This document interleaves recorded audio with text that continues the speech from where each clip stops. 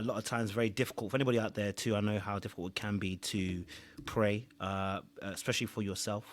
It can be. I used to. So what I started doing was I started singing, and still I'm still having. And even the singing is part of the. I call it bargaining chip. Like I God, at least I've sung for you now. Let's talk about me now, okay?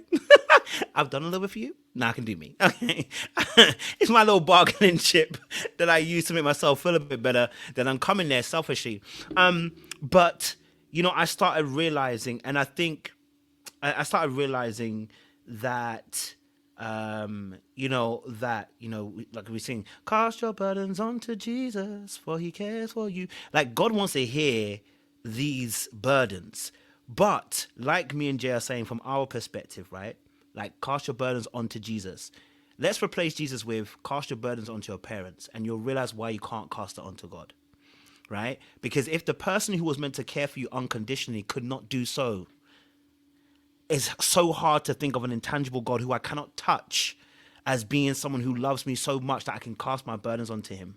In fact, sometimes when I'm praying, I'm like, you got other people to answer prayers for, so let me not even do too much. In fact, let me make sure I pray for serious things so it's not wasted. Because, how I imagine it is like it's gone on your desk and you're looking at the prayers and going, I mean, that's that one. That's not really important. That's not really important. That's not really important. And I'm trying to make sure it's the most important thing so that it reaches the top of your list, because that's essentially what was happened to me as a kid. If it wasn't important in an emergency, it was never getting dealt with. But the reality of the situation, God doesn't work like that.